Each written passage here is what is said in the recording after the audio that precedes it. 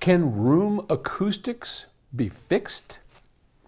Well, this question comes from Ihor in Toronto, Canada. And Ihor writes, I have a listening room in my basement. It's about 18 feet wide and 32 feet long. That's a definitely nice sized room. The ceiling height's about 7 feet, a little low. After I moved from a place where the room had much higher ceilings, I've not been able to replicate the open, airy sound of my system. I tried everything from speaker placement to different speakers. Nothing seemed to make a significant difference. I assume the ceiling height is the culprit. Are there some room treatment rules I could follow, or is it trial and error? Well, first thing, let's get the shameless plug out of the way. You need a copy of the Audiophile's Guide. Just go to psaudio.com or octaverecords.com, pick up a copy of the book and the companion SACD. Seriously. It will help you tremendously because, I'll tell you why. Regardless of the ceiling height, now I've got a good 9-foot, 10-foot ceiling in here, and it helps a lot.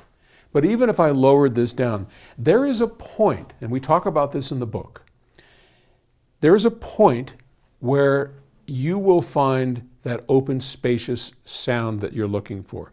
And I always smile when I hear people go, I've tried everything.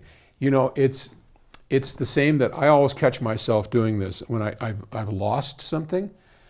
Well, hell, I've looked everywhere. Well, no, you haven't looked where it is.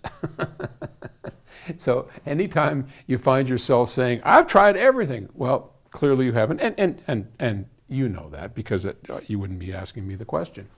So you can work your way out of that with proper setup, and I'll show you how in the Audiophile's Guide if you have a chance to pick up the book. Okay, generally speaking,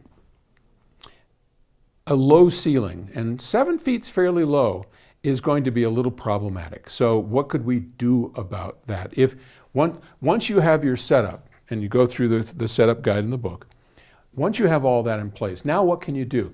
Well, you can put this kind of thing on the ceiling, and you'd want to get the point where the sound's coming out and it bounces against the roof and then it goes against the carpet.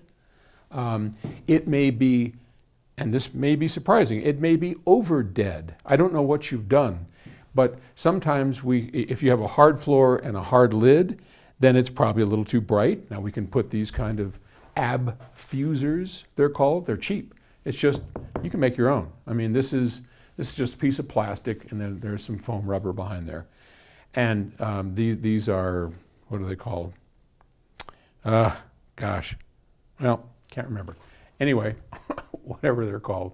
There's plenty of them like that, some out of wood and whatnot. You can put all kinds of things on there to diffuse. Now, I wouldn't absorb too much. I would want to use an ab fuser, which these are, and I very much prefer those, especially for the ceiling. You're going to want to do that. Also, if you're getting bass problems, which we talk about in the book, and you're going to walk like this, and you're going to listen to that one track of Chris Brunhaver playing the bass, and you walk back and forth, and right here, this is the place. Then we're going to move our chair there.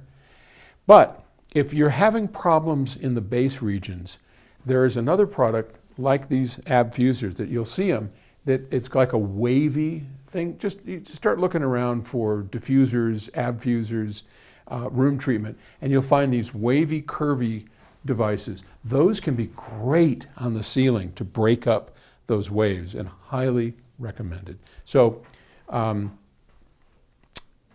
make sure that you have a reasonably live room, that you haven't gone too far. You can hear in this room, it's reasonably live. You don't want dead. You'll never get that spaciousness if you have dead. Fairly live, and make sure that you don't have it too live or in any one direction. Anyway, if you get a chance, you can drop me a note, grab the book, whatever. We'll get you there. Okay, thanks. Bye.